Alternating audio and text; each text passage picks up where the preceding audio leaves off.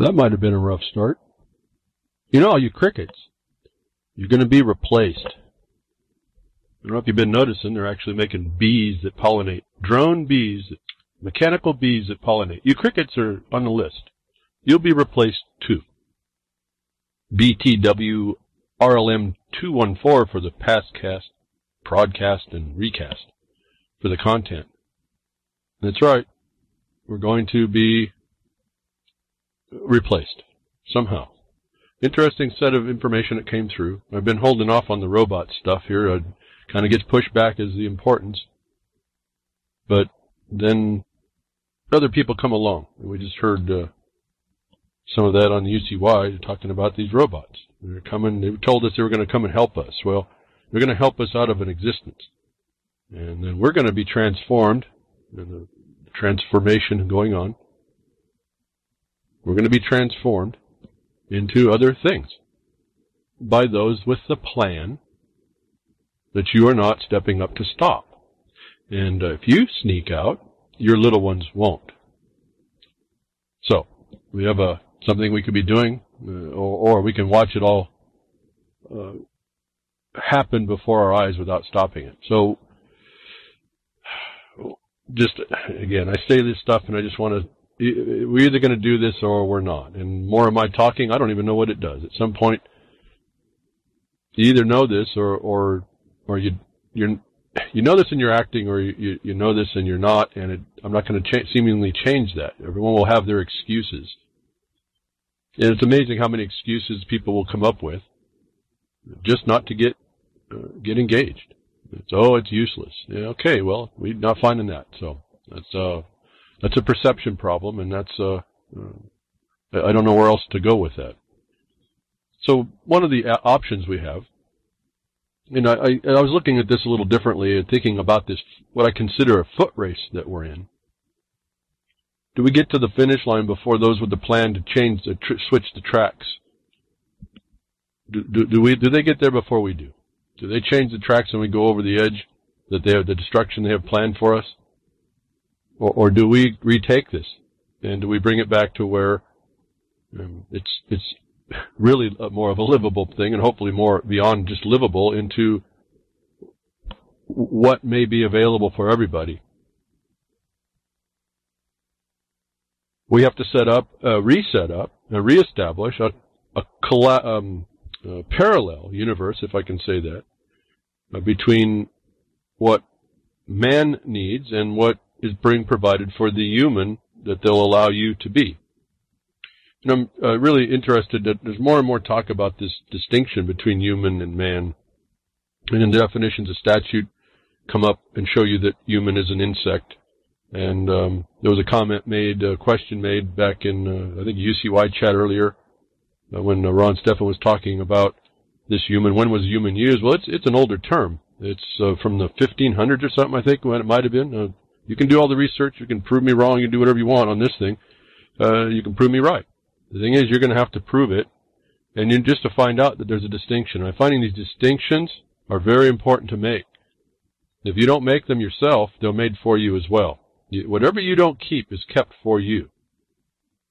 And not to get off on the human, but it also started from a feudal premise. If it wasn't initially started from the concept of an animal, or that when statute treats a human, it's dead, because the statutes only pertain to legal entities, the undead, which are not dead, but they're just this fiction that mimic the living. It's the straw man in a way. There's a transformation. It's a human is a feudal term, and so you're in servitude just using the term to begin with, even if you didn't find where they adjusted it to mean an animal, or tie it so-called scientifically to the evolutionary belief system. And so you start looking at all this, and you start finding out that there's been people who have a plan, who have changed reframed our cage.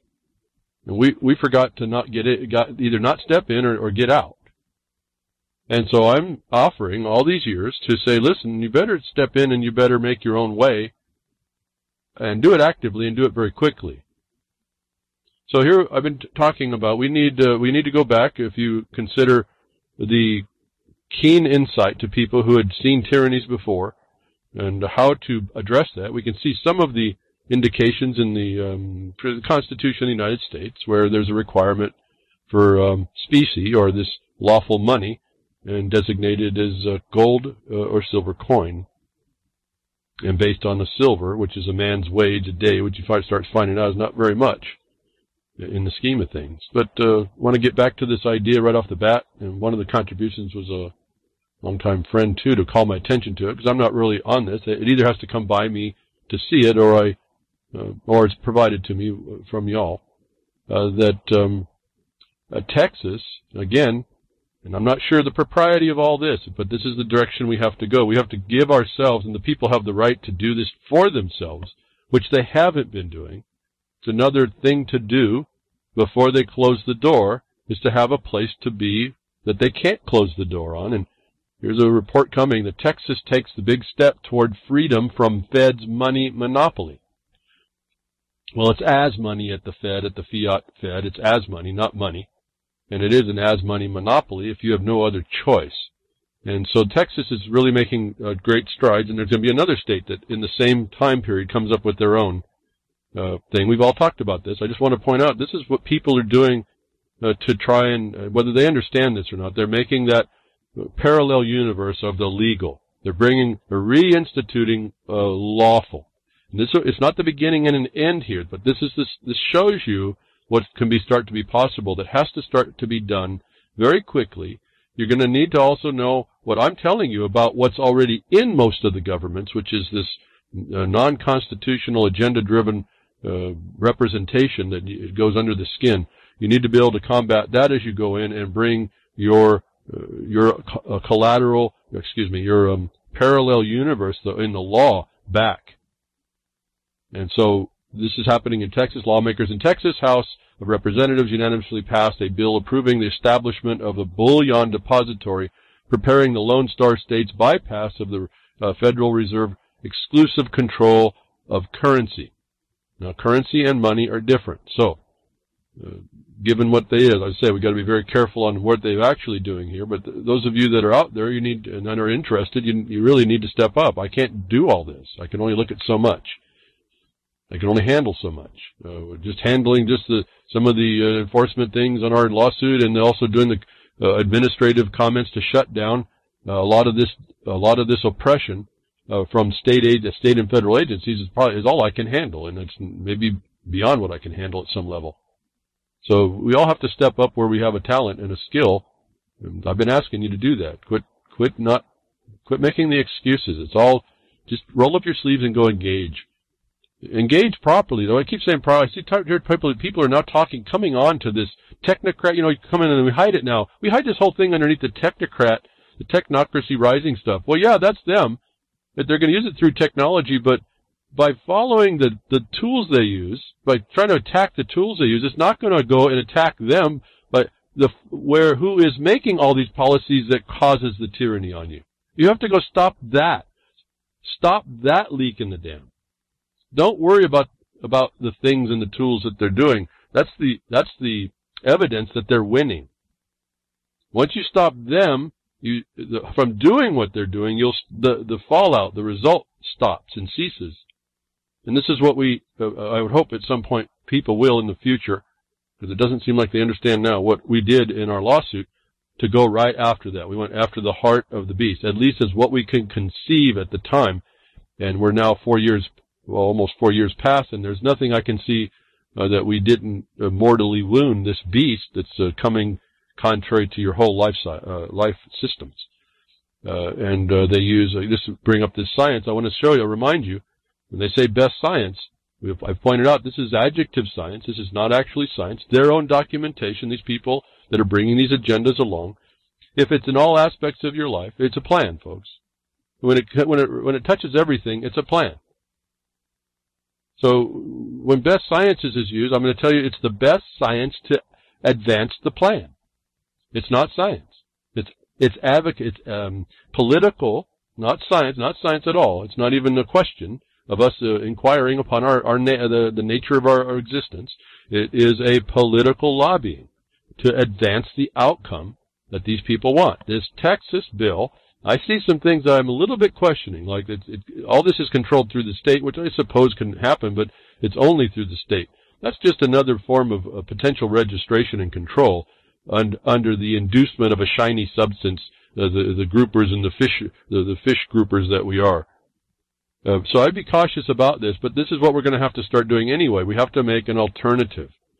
Now, moving on. Arizona just did move their bill through to end the income taxation on gold and silver, which I told you sounded very dubious with regard to my research, understanding, knowing that gold is property. It's not actually. It's why it's different. It's conceived and it's produced as property. It's when they redefined it as a commodity, a thing in commerce instead of a thing you exchange in grant for property under contract, private contract, is how they adulterated it. So I'm not so sure how Arizona could charge an income tax on that, but they've removed that so that you can use it. So you see there's a couple of things that have to go on when you're making your parallel universe and get men and women back to a jurisdiction that's understandable and manageable by them, and not really, more than anything, not really manageable, one that doesn't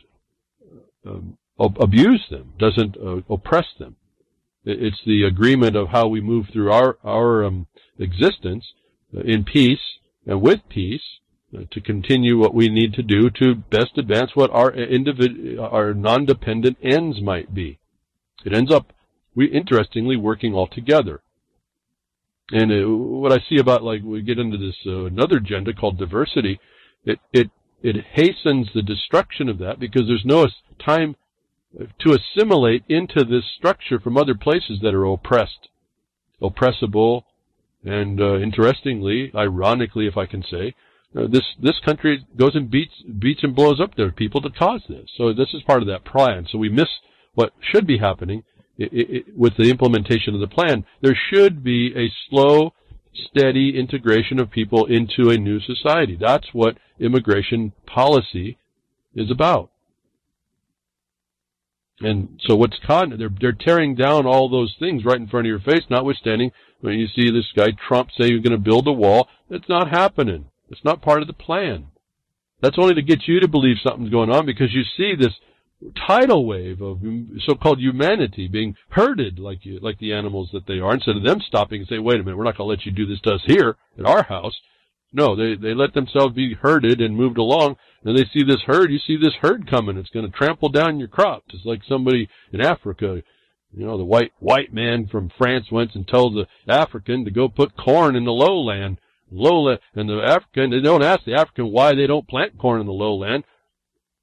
Well, it comes time when the migration of the elephant comes through, and all the corn's just the right size and the right ripeness, and that herd goes right through, and you just fed a herd of elephant. That's why the people who knew their own land didn't grow corn in the lowland. And this is what we see going on. It's a contrary to local determination of adaptation over time with what land has to offer. And then it's not immediate, as we see these so-called oscillations happening in this weather we call climate. Sometimes it's going to be tough times, either way, either wet or dry. So we have to get back to a natural setting, and we have to have for men and women, we have to have not men and women, for people, and not those legislators. For mankind, we have to re-engage our something more substantial that we understand. And so I'm cautiously optimistic with the lead that's being taken by Texas and Arizona. I wish I had a few more people that knew what was going on, that was engaging this directly, because that's what's going to have to happen. Otherwise, it's going to be taken away. It's already gold and silver in Arizona is within income. It's within the federal sphere. You have to understand this jurisdictional problem now, even in Arizona, dictating what Arizona actually is. What was it? Oh, the Buck Act. Some people want to read about the Buck Act. There was a veneer of a jurisdiction placed over the states as well. which treats them as non-states, essentially, and federalizes them. So we have lots of little references we could go to. I want to point these 2 points out right before I get on to my next integration of the technocracy ahead of us by explaining this is up to us. It's still time to start making the foundations of the parallel universe, if you will, for mankind, and stop this human legalism from destroying all of us. And everybody can make their excuses. I can't get involved, and I don't want, and I don't understand, or I don't know enough, and that's not going to cut it. That's just not going to cut it. And anybody that I work with that didn't know enough knows a whole lot more now, years on, that it never stops once you get engaged, that they've never been hurt, never been beat up. They're actually referenced as authority in their special interest, if you will, the knowledge that they've gained to understand how the thing that was set up in the United States was supposed to work. They understand the frivolous nature of the commentary that would attack it, especially from all those that have never actually engaged it. And I know that by just being one that starts to engage it ourselves. I don't know the extent of the engagement. I just know not very many people are doing it, notwithstanding all the gnashing of teeth that we hear about it, and then the complete abandon of anything that might be good in it, throwing everything out in saying, oh, there's a better way. And these people who say that don't have clue one about how to do even what they're talking about. And I will stop short from calling out names. It sounds like I am judging them a bit, but because it's just ignorance, but I don't want to call them out because then it causes a different type of division. I don't want this. I'm getting tired of hearing really about this division. The first division is you. It's your own mental malware. We have to fix that. And the best thing I know to fix that is take the wrong you know right, get out of yourself, go to the wrong you want to make right, that you know is objectively a wrong, and we can fix that. And then whatever your frailty is eliminated in your objective. I'm telling you that. You can listen to me or you can not. I'm telling you that's how this works. Stop thinking from yourself now. Find the wrong you want to make right and work to make it right. You are not even a part of that point. Because pretty soon you are not going to be a part of anything. We were told when I was coming up and through that robots would make our life easier. We would tell this technocratic society was told to us decades and decades ago. And there was supposed to be, like better living through chemistry. And then we see what they started to do with it. And now we see really what they've really been doing and how they got it here. And we've been crickets to all of this. But I've been holding out talking about the robot thing. It's just been sitting and it ends up being something I don't talk about because I just don't get down the tabs that far. Up until today, and now it's been months and months I've had this little package of information together to warn us about these robots. Now, I like the technology. I like what they can do, but there's a real dynamic in the world about this, about interfering with mankind and what it needs and how do we solve these problems that are created by the apparent benefit. Now, I've explained a little bit about these problems before, but I want to tie this together because it's in a way my mind is. I'm saying that lots of people are now months and months later after I was saying you got to have to know about this. It's now becoming the common discussion. There's not going to be much you can do about it because what is driving this is the bottom line. Notwithstanding any of their flowery words about it, this is the bottom line. This will also tie in about the robots, why you're also seeing ahead of time this guaranteed income thing coming in. You're not going to be given the full benefit of the value that the government has placed in you, the bean counters have placed in you. You are going to get what they gave you. And this is where the rift is made. We're not given the full benefit of our contribution or our life. In fact, it's being used by that system which turns into this thing. The they that are running the machine will be taken out by their own machine. And we hear that over and over. And I'm going to move on now from the things we can do and bringing real money between us, not allowing the legal system to outlaw it. To me, I'm not seeing a very quality definition against why, income can't be upon gold or silver, why the state, we should be cautious of the state running a depository. if it's just to be the repository, the depository, remember now, is an interesting problem. That's where it all goes. All the gold gets stored in the state. That's not the use of it. We need the use of that. So I'm a little concerned here, but it gives us examples of what we can look at to try and do for ourselves in all the states. That the technocracy is moving us into automation. More robots. The studies are coming out now, despite what they told us decades and decades ago. More robots means fewer jobs. Are you about to be replaced by a robot? And you hear they're in all aspects. It's so-called, I can't call them AI. I really have a hard time doing that. I haven't found an AI system.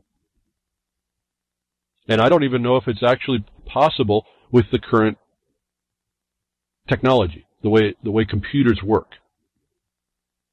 Notwithstanding my apprehensions of that and maybe my ignorance on whether or not AI can be within this context, there are machines that can be programmed under current technology to take and do tasks which they will tell you are really, redundant type things, maybe tedious as well. And to those things, yeah, I can see that, but that opens the door in a way to go to the rest. And I've already talked to you about the fact that the machines are getting so complex, and the systems around them are getting so integrated, and the word integrated has to do with the agenda as well, that I told you there's going to be systems made. You're going to have a miner, which is a company, a legal entity, who has very few people at all working at them. And I'll show you how this is working here at the end of this, or near the middle of it. And they will mine the material to go process the material, move all this stuff around automatically by trucks, or whatever they need to do. They will put it in smelters all automatically. They will get product. They will go to the manufacturer. They will make their own parts. They will be shipped across the country on their own systems, be installed by a computer machine, another robot, to fix a manufacturing machine that will make the parts to be shipped back to be fixed, fixing the machine itself. The machine will be made by us to make itself, and you'll have a process that makes products that it just is closed house, just to keep itself running. And they're going to need different forms of energy about that, and we get us into another thing. But now it's being shown that the question has broad implications for the United States economy. That's not production. That's secondary and tertiary derivatives of actual wealth. That's jobs. That's most of you, without having a producer background or wanting to be a producer. And this may be another parallel universe you have to create. You're going to have to produce something, and something that your gold and silver money will correlate to. That's not going to be really too hard. We may have to readjust our focus. It may be looking like going back, but we're actually going to have to leapfrog forward and actually embrace the promise that was told to us to be an experiment. Could we escape the experiment?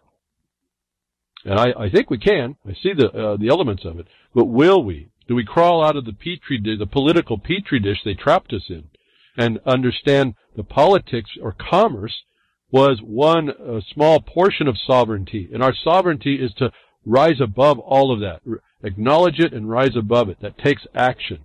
That takes you imposing your will, and I would hope it's all an intelligent, well-principled will. Right now I don't see it, so there's another problem we have. Let's get back in. Industries that robotize tend to increase output, but robots can have dire consequences for workers.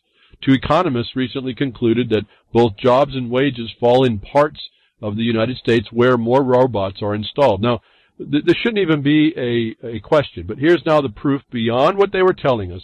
I'm going to jump to a lot to say here. I'm going to just start jumping. Again, the blogcaster will have all the links that you can see how they go about doing this. What occurred to me to say here is that this worker output is a fraud as well, because worker output is based on human hours, the human resource hours, as compared to how much comes out of the manufacturing facility. The manufacturing facility doesn't say that robots are part of that number. So you can have robots and it looks like your company has higher worker efficiency for production. In fact, you have less workers because the so-called human hours that they use to divide the product out of is a smaller number. And so hidden in this little high production number is that people are now losing their jobs. And one of the things that you have to see, if you haven't seen it already, is the pictures that they use. You start looking very carefully how many people are not in there. There's lots of now animations of robotic assembly lines. And when you look, you see very few people, if any. And these are the really serious ones. When you start looking, there's no, in some manufacturing processes, there are no people. Now, my initial question was, so who's going to buy all this product? Who buys it when no one has a job? This is not a new question. It's not even a unique question. This is a natural question that comes by seeing what's going on. But it's in our face now. Now, what do we do with that? You're not going to have a job to buy this stuff. All this technocracy is not coming to you. It's coming to the few. And there's going to be a translational problem here. But here, they're working on your ability to absorb more debt, aren't they? And you will, because you don't check it. More reports. This is again a long time ago. I had this set up. You'll find these reports. Some of these reports are fairly old, but the last one was a little bit newer. But the view is clear right now. This is not going to be helpful. I think it's part of the plan. Also, you're going to be getting on. You'll be wanting to get on. They're going to force you to get on this guaranteed income stuff. And I was talking to someone yesterday explaining some of how this works. You're going to see that this guaranteed income is just enough to make it work, but they're driving the so-called middle class. That's really, it's a slave labor class at this point, to points right above that. And you're going to get strife between those that work because they're not making that much more than the ones that are guaranteed a wage. And it's all the bean counters have worked it. So when you go on guaranteed income, because you're going to have something, because you don't have a work and you can't find one, a job, and not a work, but a job, and they're not available, they're already telling you you're not being trained in the right direction to fulfill what you need anyway. That means that there's someone behind the scenes going to make a machine that's going to replace that task for you. You will not ever be able to be educated. That you will be giving the money to not work, essentially, because there won't be any. They still have a problem with mankind, and they have to control mankind in the interim, and that will be converted over because its source is coming from places like the International Monetary Fund and Agenda 2030 plans of implementation for sustainable debt, which they call prosperity, remember. It's all an inverted figure here. It's an inverted world. That you will be given just enough to keep you quiet, and what you're going to find out is the corporations will write that off. The government now becomes this, I want to get away from the new definition of fascism, which is trying to get you to understand, to not understand what's really going on, that the corporations, the government is the corporations. There's the partnership. This is what Benito Mussolini was defining back in World War II. It's a governmental corporate partnership that we're already seeing as the agenda, and the government, remember, every debt it takes is actually GDP to this condition. The corporations are by nature of the so-called sovereignty and authority of the state to exist. They all come underneath the plan. All these corporations will take your prosperity, which is this life under austerity, what they planned for you to live. They'll take it as a cost of doing business. They'll actually write that back off. And so you'll be absorbed into this system, and they're doing this only because they have to at this point, because they have to keep you fed. They have to keep they have to keep your life processes at least at the minimum. You human resource, we don't need you now in the pen. The old bull in the pen waiting to be dead. They can't just shoot the bull because it'll cause an outrage for all the other bulls. And so this is a bunch of bull. That robots will take over 250,000 UK public sector jobs was a story by 2030. Again, consistent with Plan 2030 plan. This is telling you, and it comes out of a British think tank that says that by 2030, some 250,000 jobs in the public sector of the UK will be made obsolete by websites and chat bots. The Internet of Things. And so the writing is on the wall that they're going to every sector. The technocrats have this worked out, and they don't need you. But they have to deal with you until they can figure out a way to get rid of you. And this is part of the part where universal health care starts to come in, and all these other things you start hearing. But it's in the news and pretty blatant that they're telling you the future. And I wanted to give you that wrap up of how this starts to work. If you didn't think that they can mine them in the minerals to make the materials and manufacture the parts to supply the robot to continue its function, I have found a little video, and it's a kind of a neat little thing. It starts kind of innocent. It's got two girls, one looking at a computer screen, and the definition. And understand, remember, and this is not a disclosure. This is just the fact that I can see this as a miner also. This comes from the National Mining Association, and it's a video called "It Starts Here." And it opens with two girls looking at a computer, saying it all starts here. What I found interesting is that computer is the same thing that they're using to automate the entire world now. They're starting moving to the entire world. That those two girls looking at the computer may not ever grow up enough to have jobs to afford that computer. Yet that computer will exist because a machine system made it. And a machine system controlled it. And only very few special people will be in the lurch where the machines can't yet do that. And this is already working in large part. I thought the video, "It Starts Here," it was ironic. In the minimum, where my next tab shows automated mining will cost jobs and tax income. It's a time for governments to act was the call. When you got to be careful of these because they're calling you, they want you to act in the wrong direction usually. A study shows all governments need to play a greater role in restructuring mining sector to compensate for automation effects. Well, when the plan is to get rid of you, that just means they're going to accelerate this restructuring to get rid of the offending element, which is you. I assume that there's probably some bots listening to me, so I'm not talking about you bots. I'm talking about men and women that are listening. From a distance, everything looks normal at Rio Tinto's Randikungina and Namuldi mines in Pilbara, Western Australia. Huge trucks trundle along the mine's reddish-brown terraced sides laden with high-grade iron ore, back and forth almost endlessly. Watch for long hours, however, and you'll see that no one ever steps out of the cab. No lunch stops, no toilet breaks, no change of shift. That's because the house-sized trucks are being remotely operated by drivers based 1,200 kilometers away in Perth. The automation is fast becoming a reality in the world of mining.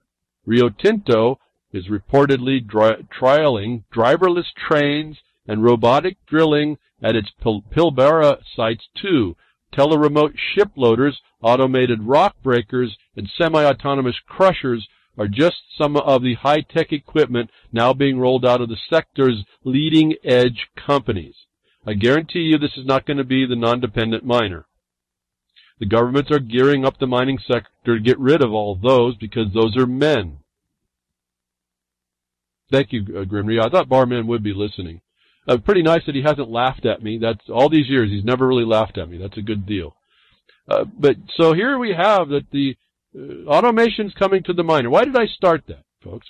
Why do we start here? Because everything in your current world requires mining. Whether everyone wants to say and downplay it or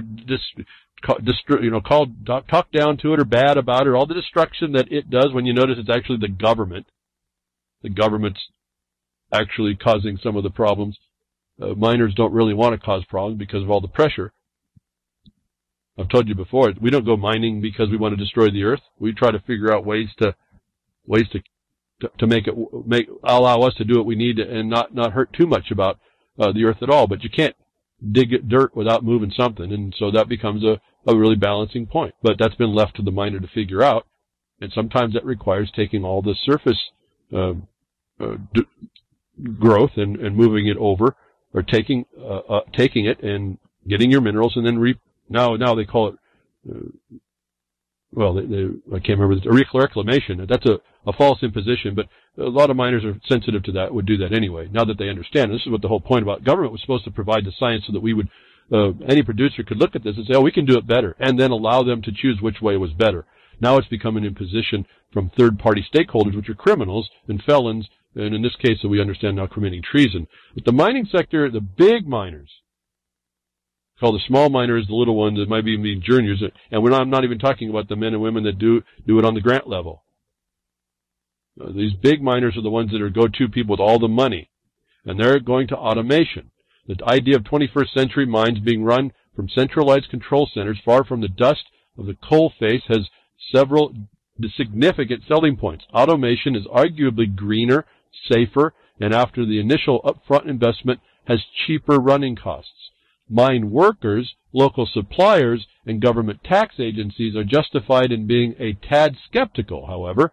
More robotic technology potentially means fewer local, lower-skilled workers, less local contracting, and lower mine-related tax receipts. If you're moving from the mines that employ 5,000 to 10,000 people down to 500 or 1,000, then you're obviously not going to get the same amount of local jobs, says Howard Mann, double N, man-made global warming. Michael Mann made global warming. Howard Mann, senior advisor of international law at International Institute of Sustainable Development and co-author of the recent study on the impact of automation in the mining sector. I'm going to tell you that study was to show how successful the plan is. What they want you is out of the producing areas, which is back into the urban control. They don't care that 5,000 to 10,000 people, you're not going to get those. Those taxes that go to the county, I think at some point are also unlawfully taken from the producer in one regard, but they will nonetheless not go to the counties, and those places will dry up, and in usually the heat of the desert, they will blow away in the next stiff wind. This shows you, going back to the It Starts Here video, with the little girl sitting in front of their computer. There's nothing in that computer that doesn't come from the ground, that is being mined now by the biggest miners, completely automated. There will be but a few people that they're going to pay to get the mineral out. They already told you their transportation is already set up. It's also piloted remotely. And that's where I use in fact, this is the report I was telling you on the other story about why Otto runs in Nevada, and that test they're going to do from a semi running across the United States, they're going to show that they don't need people. No, not Manford Wanatako. We went through that the other 2 weeks ago, didn't we? The Earth Band. No, it's Michael Mann, and now this is another gentleman. Internationally connected, this Mann family. Watch long enough, however, you will see no steps, no cab, no lunch stops, no toilet breaks, no shift, no man, no woman steps out of the equipment. It's all automated. From the beginning of the material that the little girl in the It's Here machine video is watching and marveling at the wonder of everything that's supplied by mining. Remember, listen to the numbers. They went from 5 to 10,000 to 500 to 1,000, and when you read the story, they're going to get rid of a lot of those people. So there's not going to be many people with jobs to start the process of where the wealth would be. It's going to be into promoting technocracy, and that becomes an automated process, which when you just put your mind to it, you see almost every part of which is then modified as an automation. Where I started to get the idea, this starts in the mines, and then it ends up as a circuitous route that returns the machines making themselves. It just becomes a self-fulfilling condition that the machines just continue themselves to be working. Yes, there will be certain things that they require man to help them, but that'll be the man-slave, that when there's only one man or one woman that can do the job, and there's a million after them, they're actually going to probably have to start protecting that one for that job, aren't they? Because the rest of the million are going to be living on their small amount that keeps them in austerity and barely get along. They're going to get into all of their problems, and they're going to cause trouble for themselves. And then finally they're going to see who has the little bit that's left. The only people that can afford the computers are the ones that have to use them to keep the computers running, to build the computer parts, to keep the computer running. I don't think I'm too far off to show you how fundamental when miners do anything. It's for us when they get rid of people, which has been the backbone, literally, of mining, and a specialty as well. A special type of people do that, or can do it, or do it for any length of time. You're cutting into the whole of society in a deep, deep way. So we start with the automation, the robotization of even extracting out the mineral. You're going to have that ripple effect that's going to go through. If you can do it in raw minerals, you can then make a machine to do about anything you need all the way through the process. And that's what you're seeing happening. So this promise of more jobs in the technocratic world is really, again, another lie. It's not hard to see, not to figure out here. A Chinese firm halves worker costs by hiring army of robots to sort out 20,000 packages a day. Now that's a cool deal. Why not? And why would you want to, if you're just talking about package sorting, I thought they had that done a long time ago. Apparently now they need wheeled robots. It's really kind of a cool system. You'll notice here in these videos and pictures that you get, though, in these links, there's very few people anymore keeping track of all this. It's still where they need eyes and ears to kind of keep track. Problem is, you'll notice in one of the videos here that everyone's in a sweater and a shirt. See, they don't have to keep the machines warm, so they get rid of all the heat, too. So now the workers are now reduced in their environment, and they're glad to have that job, so they work at 50 degrees, and now the company doesn't need to pay for the air conditioning, and the people wear jackets to watch the machines, watch for the machines making any mistakes and fixing that. But they don't care about the people. They're automating. So China is taking the lead on a lot of this as well, which I told you to be careful. The China pivot was more than this military nonsense they keep pulling off. Machines are cheaper than human workers. Human resources are no longer business smart, folks, S-M-A-R-T, and are also more efficient and accurate in sorting out parcels. Well, that's up until the hack. But notwithstanding, there are no jobs now. There's really nowhere to go for people. So let's move into this electronic age as we have been in the robotization of our lives that was promoted as to give us the leisure life. No one kind of figured out, well, what would I do to go pay for all this leisure? I won't even have a job to buy the computer. The little girl's being promised through the computer video on YouTube is going to produce such a great world for her. The future girl or boy will not get that message. The digital bot, the robotization of society, is nothing more, no more better seen than in the digitization of your so-called money, the cashless society. China, again, is on the forefront. I told you this when we're looking at the BRICS and its involvement with the IMF and its involvement with the policy that was done on all this yuan connection. Here's another story. China is on track to fully phase out cash. I'm going to return you back to your lawful money in the states of Texas and Arizona. Don't think I've tried to talk about this stuff. It's all interrelated. Use it as a comparison. You better step up somebody, somewhere, everywhere actually, and create that alternative universe that's different than this technocratic future. China is on track to fully phase out cash. This is not a question now. This is what we've been saying's coming, and everyone's been, laughing at us. This story's kind of interesting because it throws in a little bit of scandal. It starts out with a sex shop. But in China, you can even go and use your phone to buy something at a sex shop. So that gets you all intrigued and sensationalized into the story. But the rest of the story, so I guess X-rated warning to y'all, but it gets on and past it. And this is the thing I don't like about the way they present some of this, is they want to have you fixated on certain things that naturally apparently fixate you, and you look past what they're telling you. A lot of important things being said in this argument. We're talking about QR codes in your computer, your phone. You're going to need that phone, folks. I'm telling you, that's what this is. Part of this, the hitch is going to be that part in the giddy up. You're going to use that phone to get anywhere. China is leading the way. They're using smartphones. They're saying they're in all vendors. A very interesting discussion beyond the sensational sex shop starting of the story. They say that they explain to you how the urbanized areas are 80% there. They're 80% accepting, and those people don't have a problem with it. There's three divisions. Then you have the outlying the urban area, like the urban growth area. They're not as hip on this. They're maybe 40% agreeable.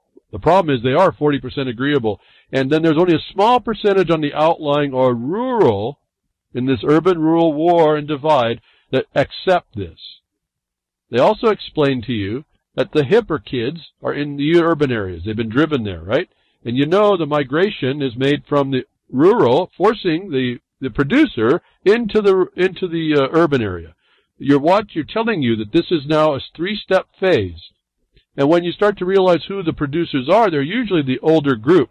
That group, I've told you, is the group they wait to die off. That rural area is about to die out. They won't even have to worry about convincing those people. They won't be here.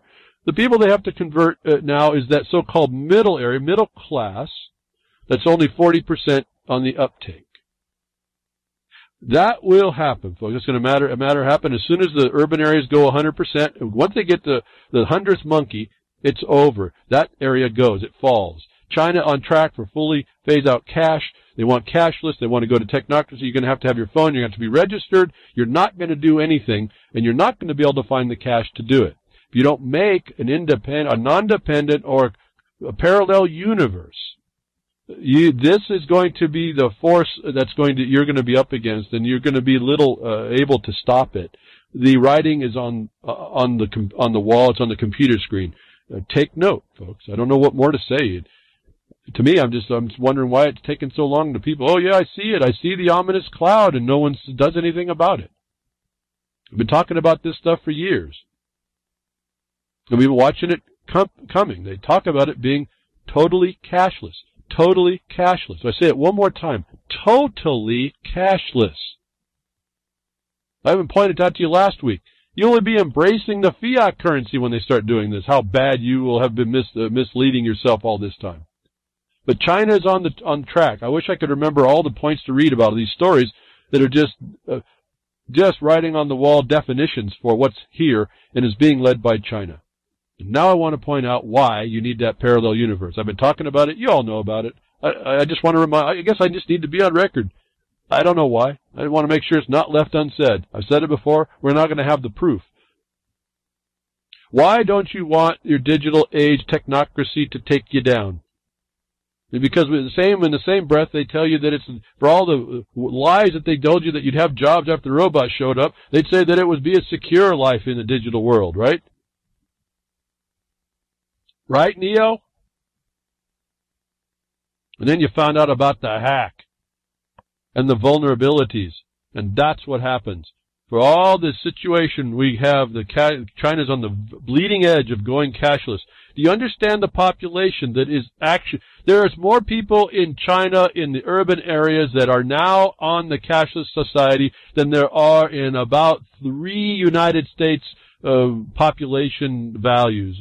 3 United States' worth of people are in China already doing a cashless society. What is your chance to survive that? This is the same invasion I talked about in the 1985 paper in the Military Man, saying China's just looking to a place to stretch its leg.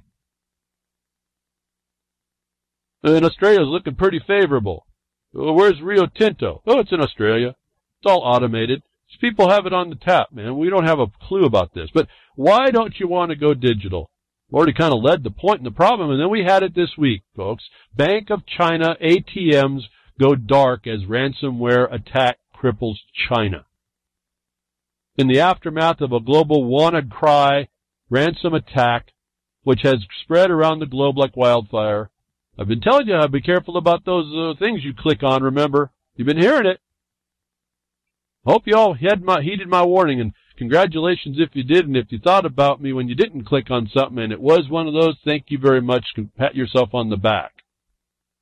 A significant number of corporations and public services have found their infrastructure grinding to a halt, unable to operate with unprotected if mission-critical computers. Mission-critical computers. I'll say it one more time. Mission-critical computers is your life, folks. When you're plugged in. Silent weapons for quiet wars. Mission-critical computers taken offline indefinitely. Some of the more prominent examples included NHS out of the Britain Health Services. And that, all this didn't really, okay, here it is. I predicted, folks, if you can remember when I told you this. What did I say? I didn't say it as a prediction. I said I will not be surprised after NSA disclosed, because I think that's a big setup. I thought it was done on purpose, just like Snowjob Snowden, that we would then see the fruits of that disclosure of those hack tools. Here it is, folks. I don't know what to say. NHS, and I wasn't even thinking this was a big deal. Okay, well, I told that. Everyone knows that was coming. I said it. I know nobody listens. Not many, a small pool of people listen to me, but okay, but here it was. It was predictable. And it didn't occur to me actually what was really going on here until I saw the NHS and I finally read a headline that operations and people's health were going to be terminated at the time because these computers are so integrated they couldn't even do an operation. That we're now looking at lives dying. This is part of the eugenics, isn't it? You're not healthy anymore. You're not a healthy part of the herd. You're going to be susceptible to whatever happens. NHS was the British health public system, down. German Deutsche Bank, Deutsche Bahn national railway operator, Renault, FedEx, Russian banks and ministry railways, they got hit really hard. Now, I got to remember, let's look at that a little, we're not going to look at it a little bit. I'm going to cause your mind to think about it. At first, they weren't even thought to be involved. They were actually hurt worse than anywhere else. So this looked like to me like an attack on Russia. Telefonica, and I say that because I think you know where I'm going to go with that point, and Sandvik. Now, that was what was thought, and then this thing with China pops up with proof, actual pictures that the ATMs that you will have to go to, or your phone will go through, were knocked down indefinitely. I guess I should say enough said on that. Hackers took this thing down. Hackers hit dozens of countries exploiting stolen NSA tool. What did I say before? It will not surprise me that all of us pretty soon, and I said this just a couple of weeks ago, I don't know when that broadcast was. I wish I was a little more organized that way, but I'm not. That you would see this. And I said, why would they also do that? Why would the NSA put that out? It worked on the same Tor browser. If everybody can have access, then you won't know that the NSA or CIA or some government functionary instrumentality had done it. They now get covered by the ability to say it wasn't us. And we knew that they could make anybody look like they were doing, and I told you that little knowledge told you that they were going to use this as a cover. And when I saw that actually the reports came out that Russia got hit really hard, I said, well, that sounds like it's an NSA attack. And they're using this as a cover. And they're going to blame some group, or some group will be named, or whatever. And so this is going exactly to expectation. I'm not really surprised. I'm really, again, my attention was called when I saw the title, Ransomware Virus Cripples Hospital Computers, Operations Canceled, Emergency Rooms Closed. This is your technocratic future. This is what they can claim a hacker has done. This is what you'll see, whether they catch anybody to appease you that they're on the job, that the government now can come under the cover of to do, was something I told you of before was going to happen. This should have been for you. I said this should terrify you. You need to set up a parallel universe.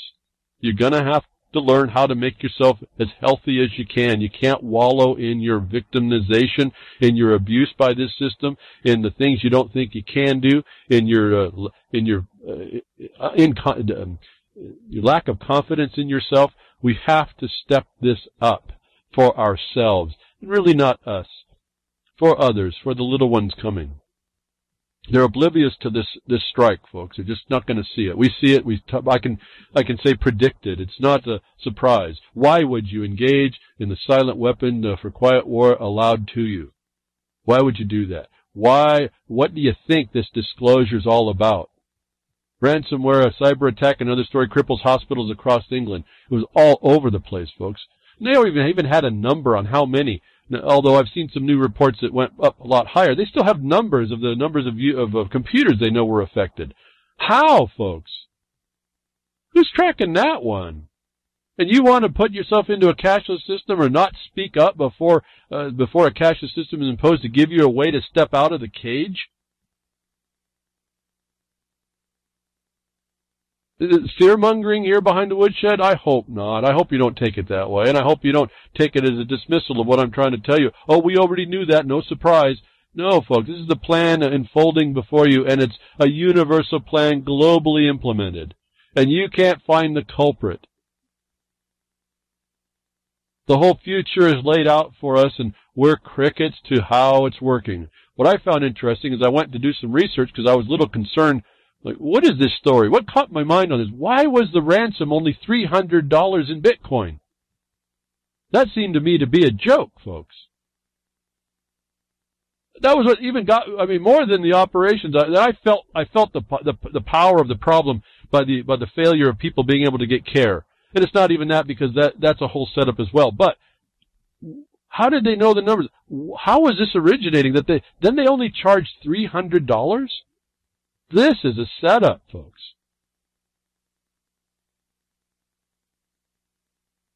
I did a research. I come up with an answer, and it gave me confusion at first. Computer virus cripples UK hospital system was a story that was done back in November 16th of last year, I think this was. So this is not even unknown. This is like the terror drill.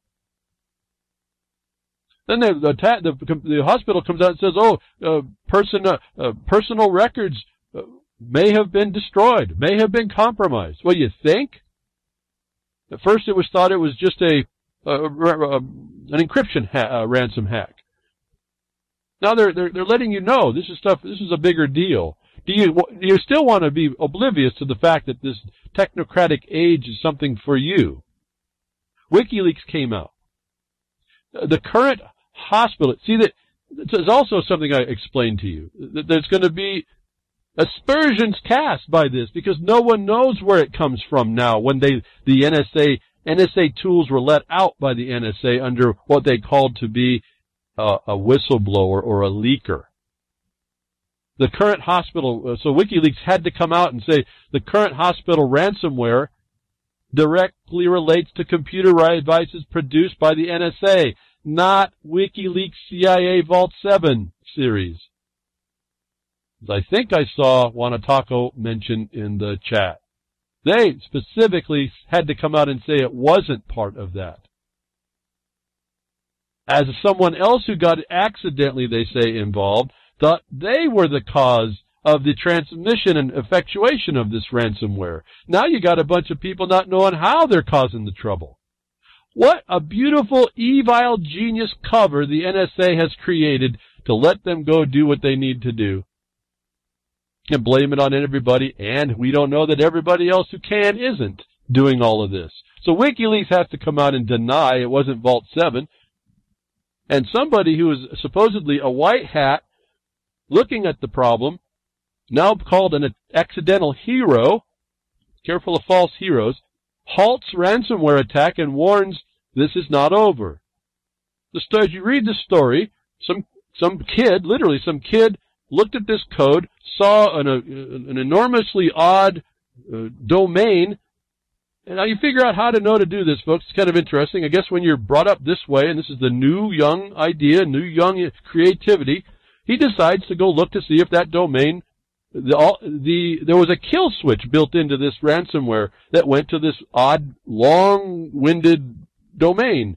He decided, I'm going to go look and see who owns that. Found out it was a ghost domain, apparently. And so he goes in and he buys the domain name.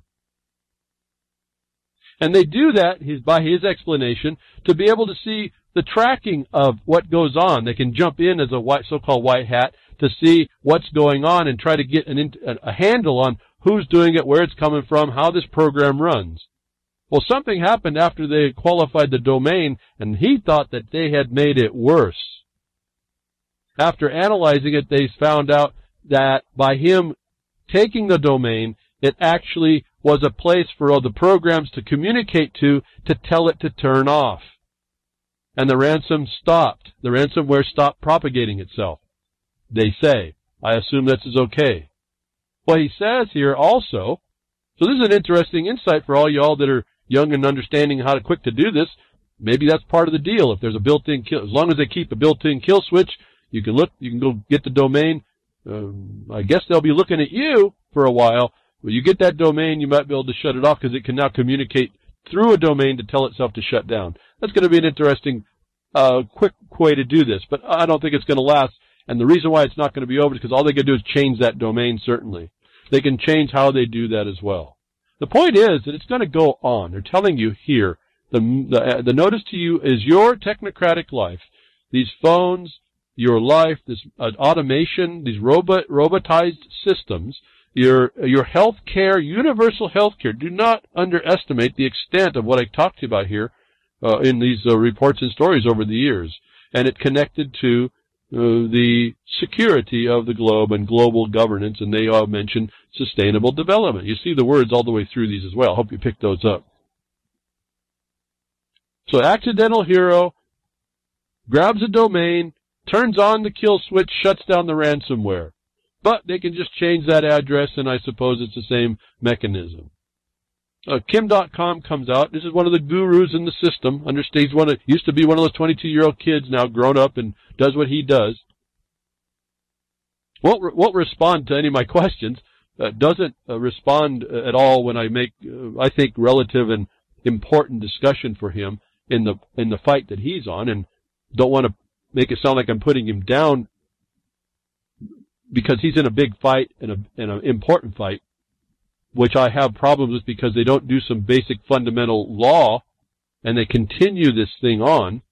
But he comes out and said, and again, this is all with the view that WikiLeaks had to come out and deny they were a part of it. This is how insidious this evil genius plan was when NSA let this stuff out.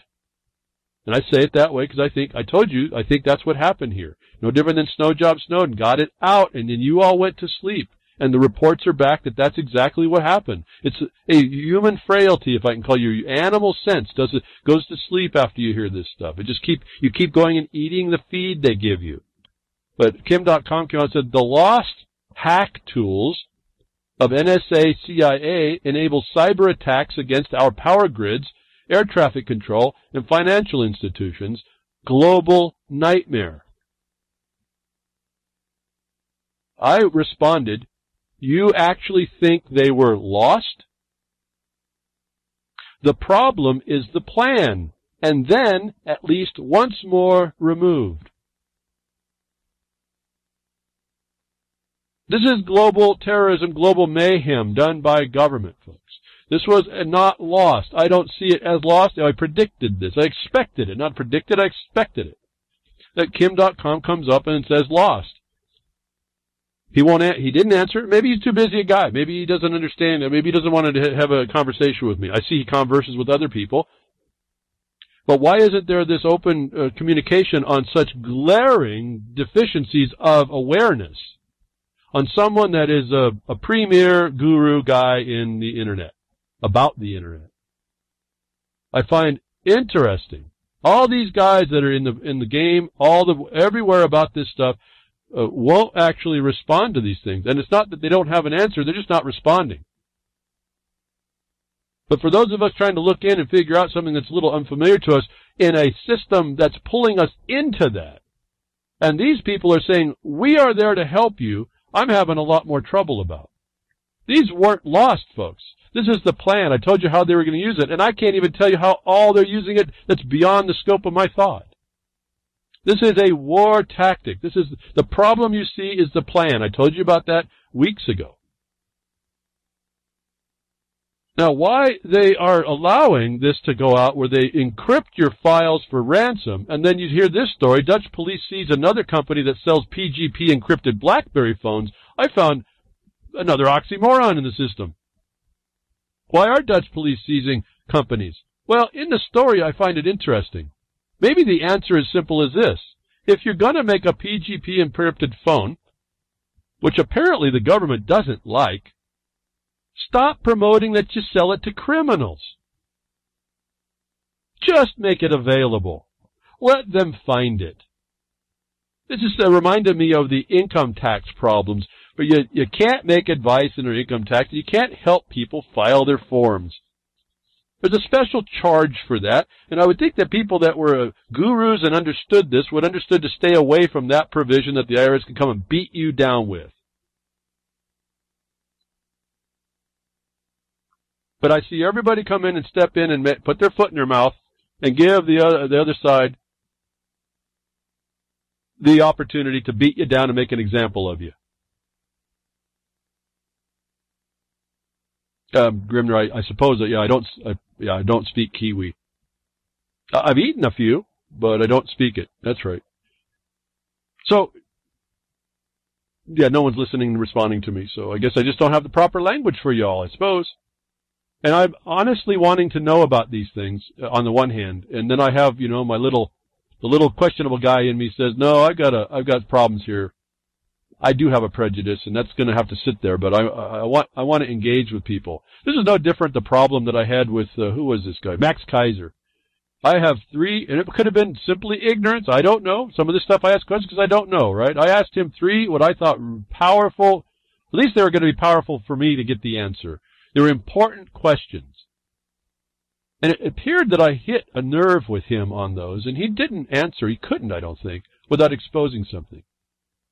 And just upon asking questions, at least Kim.com continues to listen, take the feed. Max Kaiser, though, he blocked my access to ask him questions. Who are these people, folks? Why won't they answer an important question? Why won't they say your question lacks this information?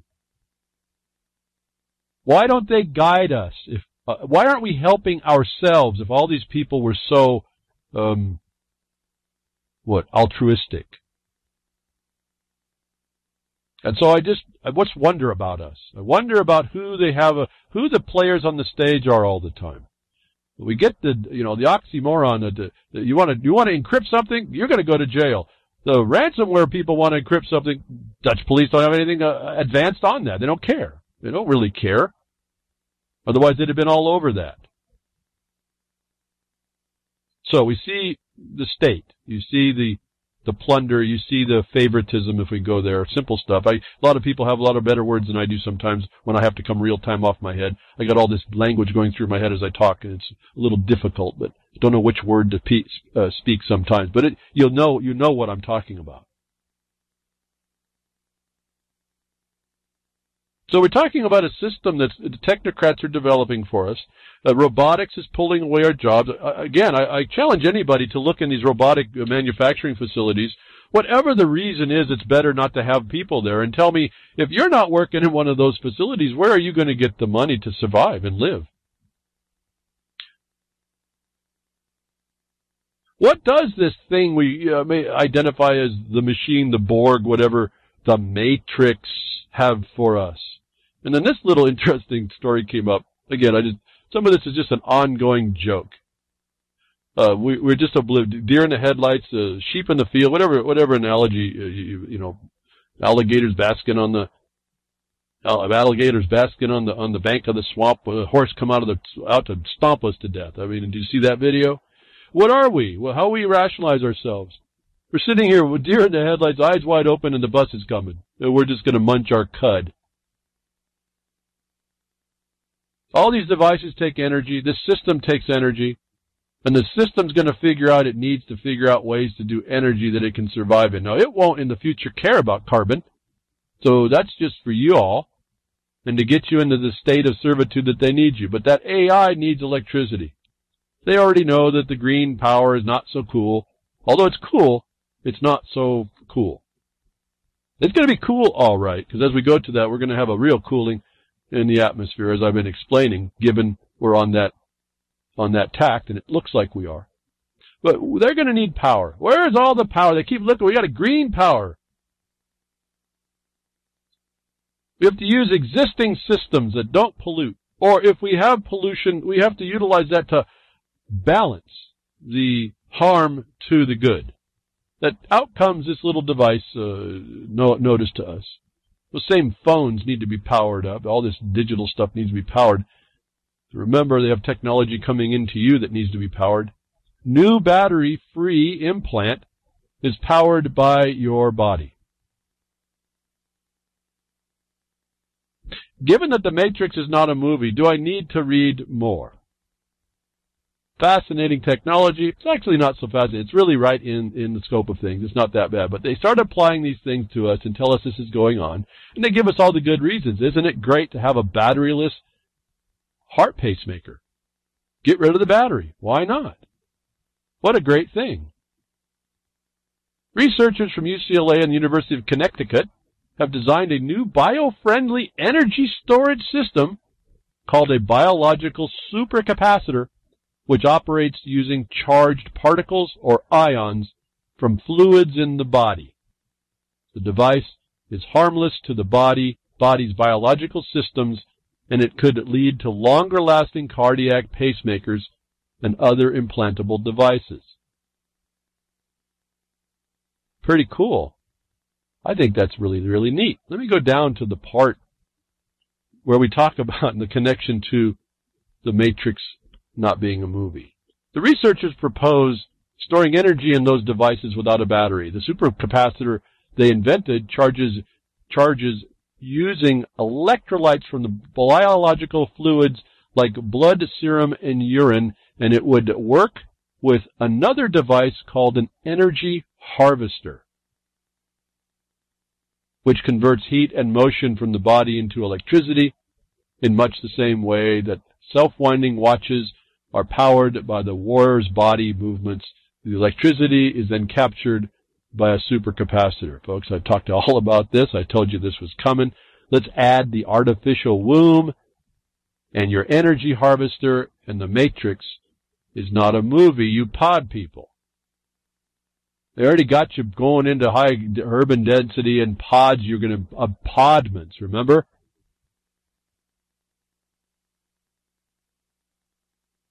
Energy harvesters, folks. I just laughed out loud. I just look at this right in our face. They're telling us all about it.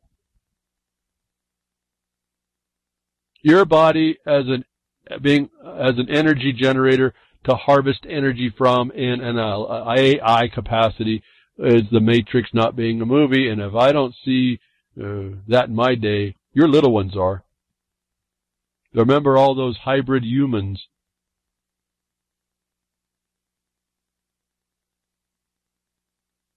Technology is grand, isn't it? Yeah, they do. They give us some good things, but then the other thing is you don't know what the plan is, and it's moving, and you won't respond to it.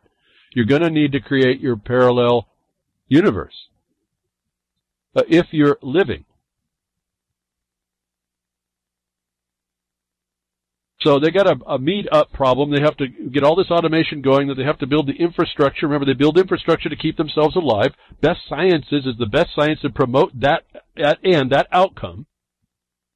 So they make your life miserable and difficult. You see that in China. They're going to wait for the rural producers, the old folk that know how to grow food, let them die off, then force the middle crew up into the urban area that they have to use cashless, and then they're going to be susceptible to their ATMs running out. Their phones will be hacked. Everything I've been telling you.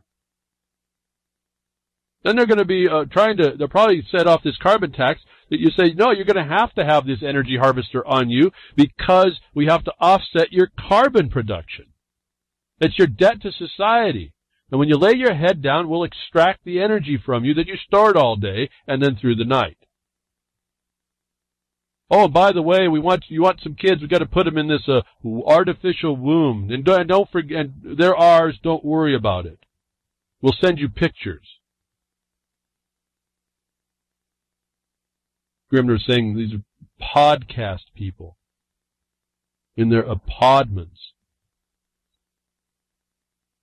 That there's going to be too many of you to deal with.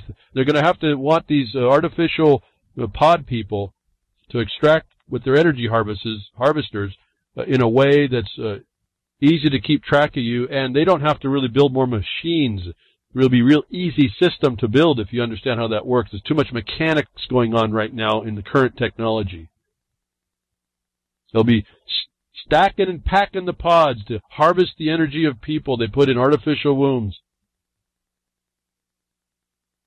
And to get the numbers down so they can transfer over They now come up with this little story, which is just fascinating to me.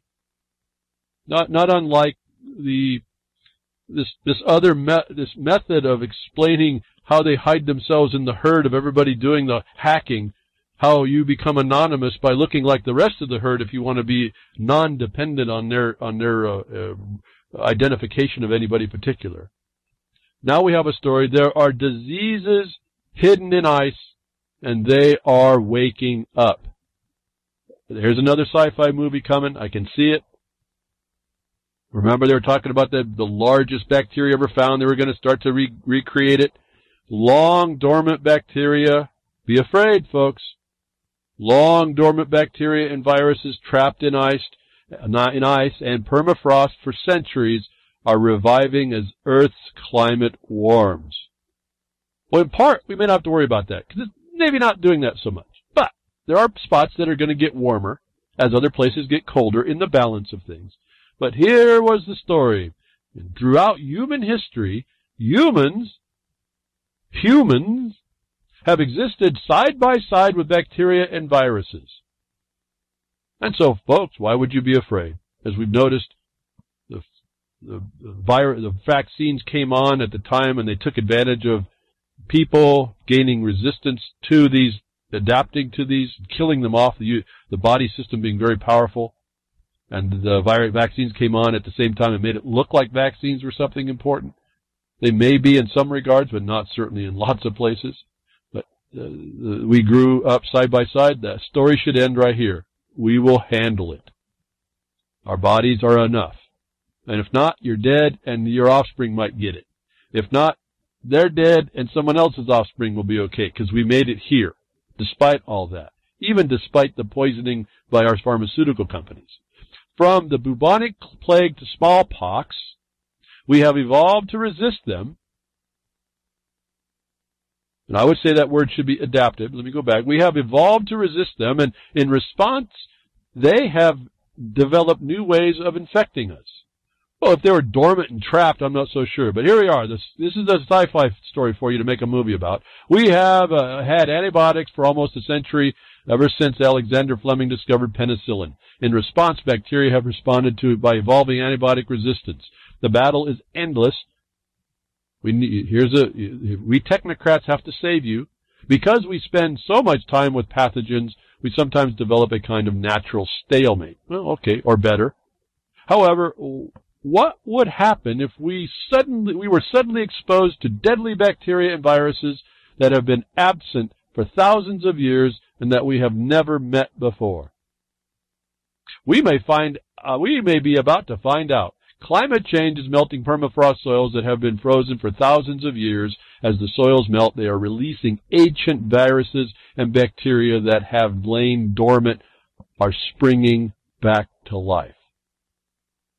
Then this story. Could yellow fever be the United States' next Zika? It's unlikely, but still possible. The yellow fever outbreak currently sweeping the jungles of Brazil could be the next Zika virus in the United States, health officials say. Zika was invented. Zika was not an issue. Zika was a lie and a fraud. So could the next yellow fever sweep the U.S.? Absolutely. They can call anything what they want. They can make up and fabricate anything they want. And you get to buy into it, too. And you cannot buy in if you start becoming a lot more resistant to this.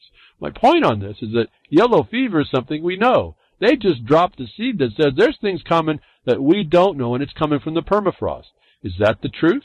Or is that just the cover for a sustainable threat for future chimera bioweapons? As my response went to that story to Media Monarch.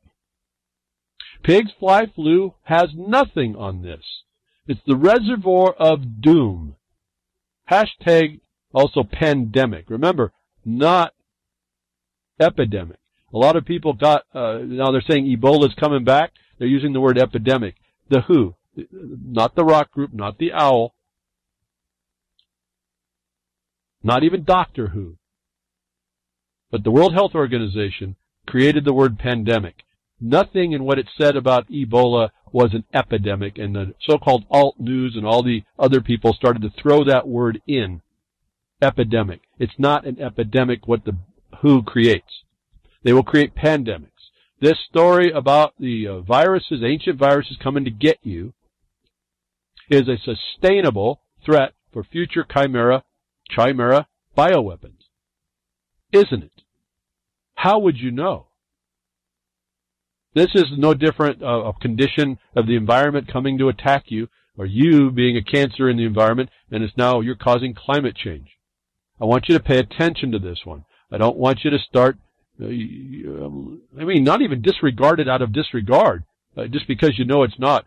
You have to send the message of calm and understanding to people who might actually buy into this onslaught that'll be coming, or made available to come on to us, or will come on to us to do what? To thin the herd. The only thing I know to help stop it is you start taking on better hygiene. Watch yourself. Understand that maybe people aren't an enemy, but they can be a deadly agent, a vector. You don't have to be all put offish about it, but learn to have a better hygiene about yourself with the interaction of people that may cause transmission. Understand that they're putting out there now, you could see anything. They will blame it on this ancient strains that climate change causes. So you got a double whammy here again. I just want to call your attention to it. I think it's around the corner. No different than pig fly flu. No different than the Zika. We heard that's all constructed. They called those pandemics too. Those are all constructed. Those are all brokered by the global governance so-called health organization. Just as best sciences is the best sciences that will promote the outcome, World Health has nothing to do with that at all. World Health has to do with Gaia, and you are a disease. So they don't care about killing you off, these people of this faith, the faith of Gaia. They don't care.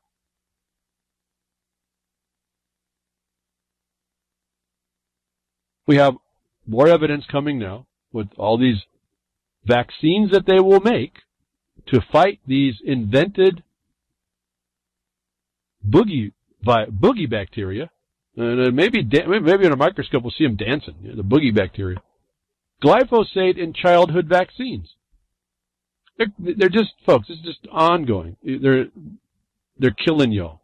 They're killing off your little ones. They're causing problems.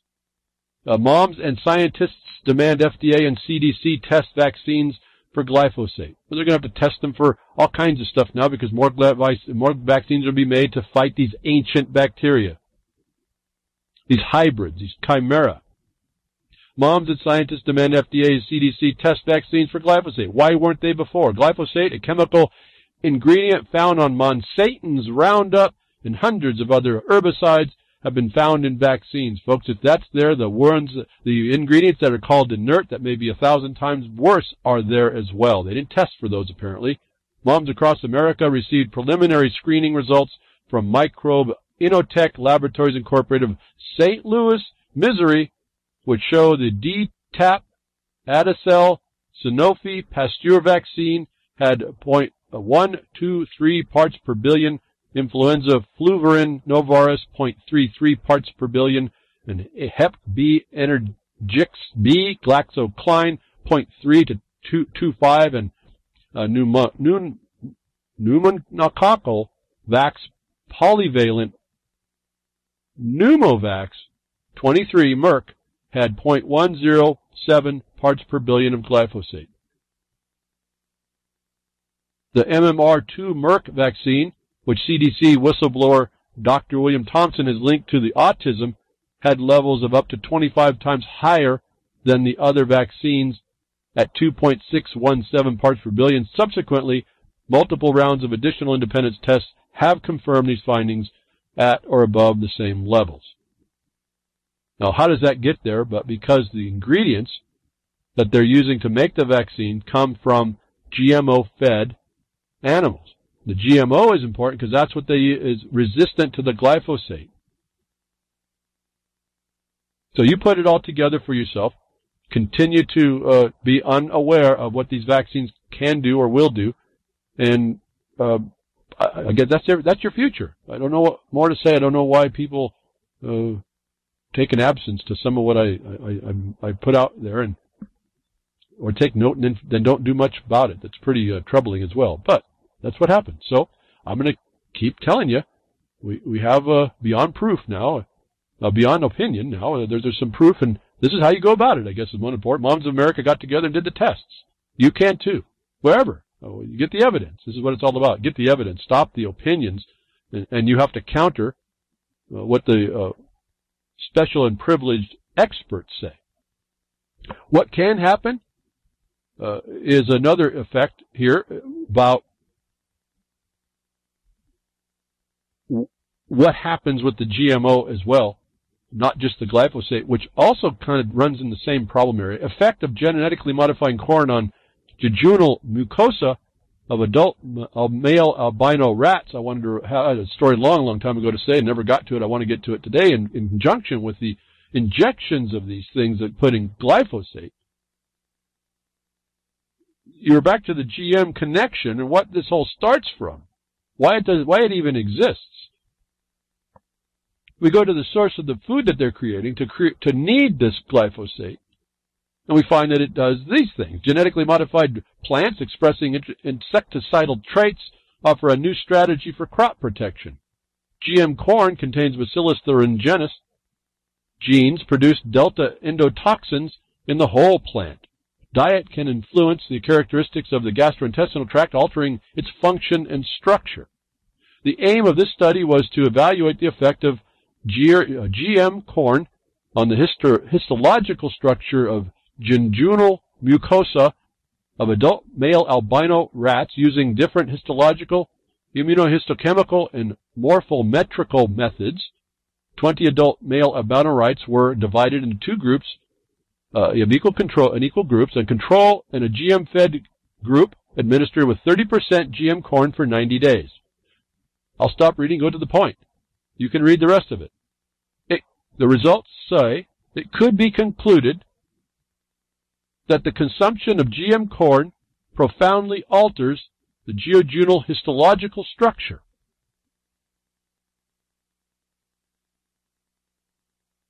Marked ultrastructural changes of the enterocytes with focal loss of the microvillus border were observed.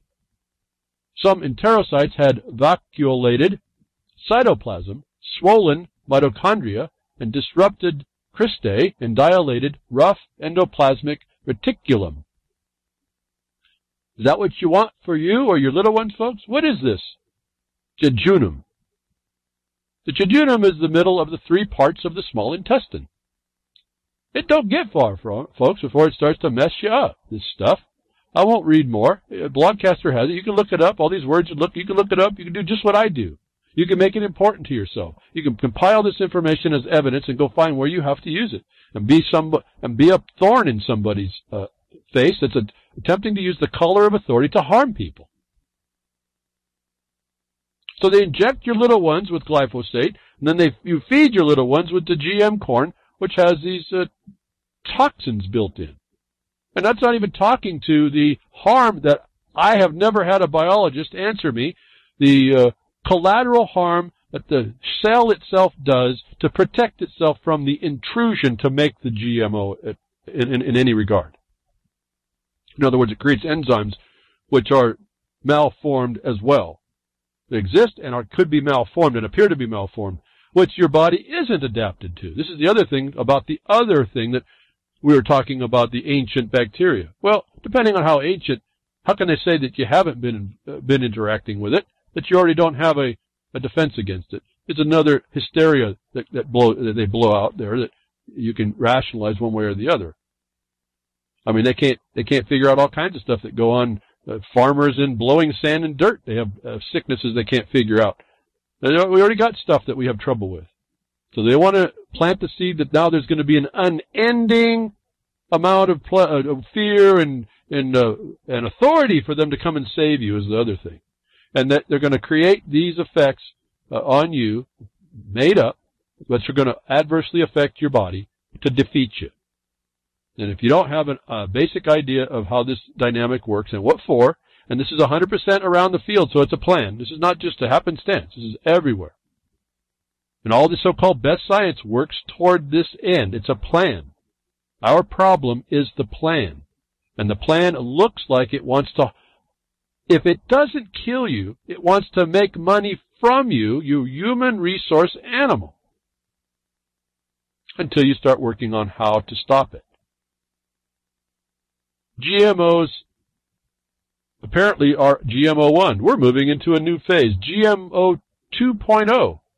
A new kind of modified food escapes regulation. And this is getting back to that CRISPR stuff I was telling you, and how they were doing this is going to remove it, and be careful on how they start to hide, how this technology starts to hide itself, until someone gets involved to start exposing it again. New technology used on food crops amid gap in regulations. Why aren't you available to go call this out by letter? Is an interesting deficiency I see in people that I don't have believe has a real excuse. Well, we don't write the proper letters, and we don't stay on point. We don't actually respond at all. America has barely gotten a handle on how to deal with the kinds of genetically modified organisms, GMOs, that have been around for decades. Now, a new kind of GMO is available in grocery stores, and regulators are divided on how to approach it. I read that again. A new kind of GMO is available in grocery stores. Well, if it's available in grocery stores, so is the byproducts they use to get that to grow, and why it's a GMO in the first place on the chemistry side. Just like they just found out in the vaccines. You think it stops? Understand the vaccines are supposed to be highly purified things, and the glyphosate still gets through. The new technologies which have gained traction in the past 5 years, see how fast they move. Technology moves faster than the dinosaur called government, and certainly faster than the dinosaur called government that's on the agenda. New technologies which have gained traction in the past 5 years are different from the genetic modifications that is commonly used. They are more precise, they say. Scientists say that they pose a lower risk of causing unintended consequences to the DNA. What did I talk to you before? See, they had a problem. They won't answer to it. It says it lowers the risk. It doesn't eliminate it. We've still got the problem. I don't care how small it is. But they are the same in that they are artificially changing the DNA organism. I won't read on. Oh, I get a little bit more. They go by different names, often eluding the notice of the public wary of GMOs. CRISPR-Cas9 and the Talon are the names of two specific technologies, for example, and the new plant breeding techniques or gene editing are a couple of broad terms being used. So by name, they call out these techniques I mentioned here behind the woodshed a while back. They give you the crops that they're doing this to. They try to rationalize that it's there and it's better. It's all the same problems. They explain how this all works. You can get this document. You can read it for yourself. I think you need to see this even if you don't get involved, but you need to get involved. But there was a thing that here near the bottom that was interesting and encouraging a bit for those that aren't on the run-up, that need a place and example. If you wanted to grab into this, there's some people that are already working on the problem. In Marin County, California, an ordinance called Measure B was passed in 2004. So how far behind are you all? If you didn't know this was being a problem, that a government in California had already made a regulation down in 2004, that you don't even have one on the books yet, or a mindset to get something forward. It shows you how far behind we are, banning GMO cultivation. Quote, at the time the ordinance was written and voted upon by the residents, it blanketed all modifications, says Stacy Carlson, Marin County Agricultural Commissioner, via email. Quote, this GMO technique, CRISPR-Cas9, would be prohibited as defined in the current ordinance. The technique is gene modification. So, she's kind of making it simple. This is what they believe is their stand. I would take this as a start. making sure I do some study, but this would say you're looking at gene modification generally. I'm sure they're talking about outside of the hybridization techniques of the flower. It's gene modification, period.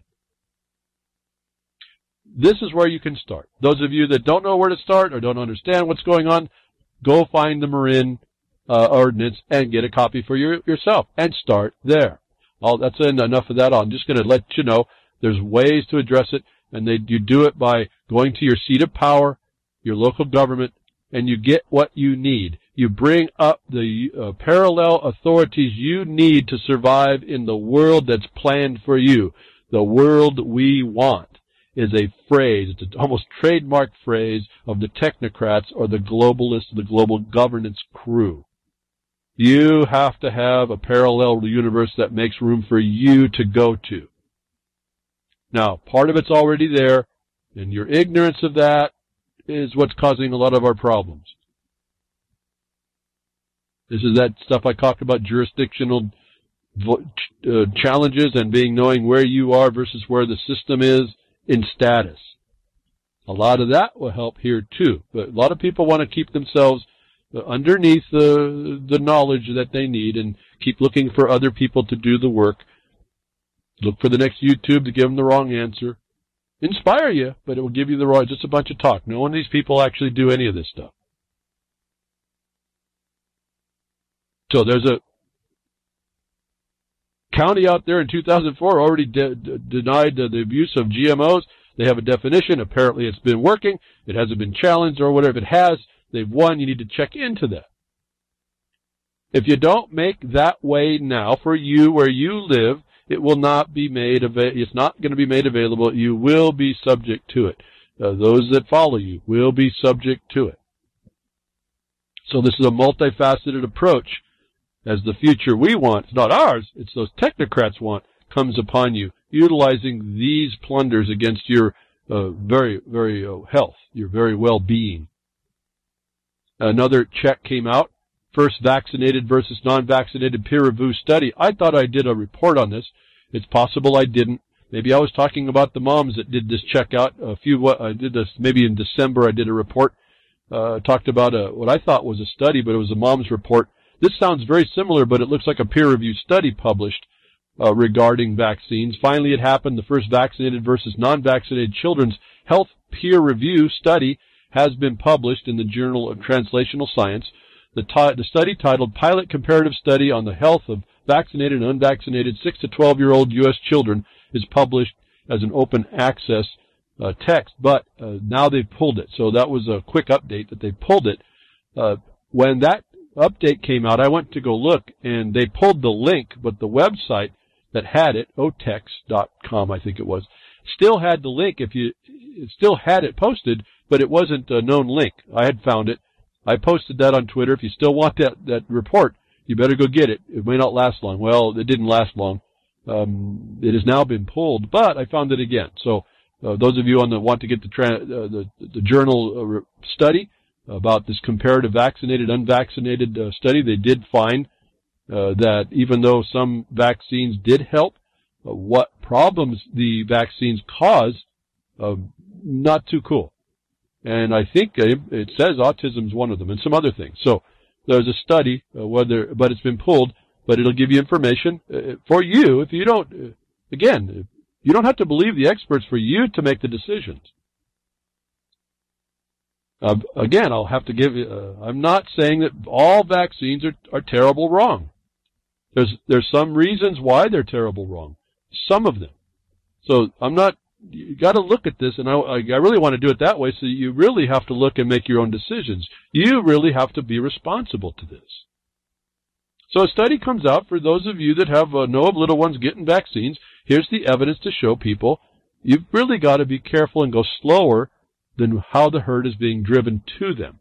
These are also evidences when the government came up and said that you have to, and you took away your exemptions or your ability to make exemptions, that maybe that was wrong and that could be pulled because they didn't actually interpret the impacts, and therefore it threw it out of their ability. They cannot cause a harm by imposing police powers to underneath their health power. They cannot cause a harm in trying to eradicate a harm. And the question I see, why is it pulled? I don't know why it was pulled. It just was. It is available by a link I have found. I took a copy of it when I saw it. It was pulled. I think I actually took a copy before, but it has been pulled. So you can be a judge on that. The point is that it was underwritten by quite a few people. Again, it's just information to me. I don't know. In some regard, after seeing how the corruption works, either direction, it doesn't matter how things are pulled. You're looking for quality information, so you even have to qualify what you think is quality. What is information you can use? To me, it's interesting to follow. Why was it pulled? It's a good question. I don't have the time to keep track of it. It comports really more to their product insert, to me. So I can lead from their own statement onto this, and then we ask, why was it pulled? Well, we have other theories we can throw out which show that there's something that's not right about this, and that those of you that are going to maybe be susceptible to the pressure, don't have to be extorted or coerced into making that decision. And the one that's doing that under color of authority is a felon. Okay, I say that a lot. This is how this works. Because you have to make your own decisions as well when you see these kinds of stories. Notwithstanding these problems that you heard before, that there's glyphosate in these injections. See, you understand we're so far away from mercury now. As I told you, it's not about mercury. They keep wanting to make you focus on that because there's some worse things in there. It's not bad enough that there's a study that shows a distinction between vaccinated and unvaccinated. Not that the vaccines don't do some of what they say, but that they cause things. This is a causation problem that seems to want to be denied, which we now have. We're going to check that out as well. We're going to check that. Not check it out. We're going to check it. That it's not a harm has been checked by a report. And I keep talking to you about that vaccine court. But America, you hear one of these, you realize, forget the experts. This so-called, they just abandon science now. They're not going to even care that science is needed, let alone best science to push the agenda forward. These people are abandoning science at all, and you'd think that they'd want to know about it. You'd think this would be the hub of science. American Academy of Pediatrics declares, quote, no science, unclose quote, needed to prove vaccines are safe because they believe. After publicly declaring that all vaccines are safe and not linked to autism, the American Academy of Pediatrics refused to provide a single shred of scientific evidence to support their claims. Oh, Russia had done it. Putin did it. Even more laughable, the AAP said that there was no need to provide any evidence at all since the safety of vaccine is assumed to be true. Assumed to be true. Can I say it one more time, please? From the choir. Assumed, sing it out melodically. Assumed to be true. It's not even a presumption, folks. How bad this is. Thus, who needs science when there's such a widespread feeling of certainty? So there's another report you can read. It is from a source that I have a little bit of trouble with, but there's the fact of the representation of the American Academy of Pediatrics statement. I'll go that far and accept that much. No science needed. In a system and agenda that looks to best sciences to tell you how bad this is going, how far off the track the wheels are going to force the herd to where it needs to go. And they say that, and then this story comes out. School bans unvaccinated kids after immunized children start chickenpox outbreak. Oh, the vaccines are safe, folks. Well, I think the school's telling the American the doctors different. The association, not a legal entity. I think the school just said different here. Unvaccinated kids are told to not come to school because the vaccinated ones started a chickenpox outbreak. Close to 1/4 of the students at a California elementary school have been directed by school officials to stay home for 3 weeks due to a small onset of chickenpox cases that began in March. California is where they took away your exemptions to be able to. I'm surprised these kids, little goats, are even in school, 25% of them.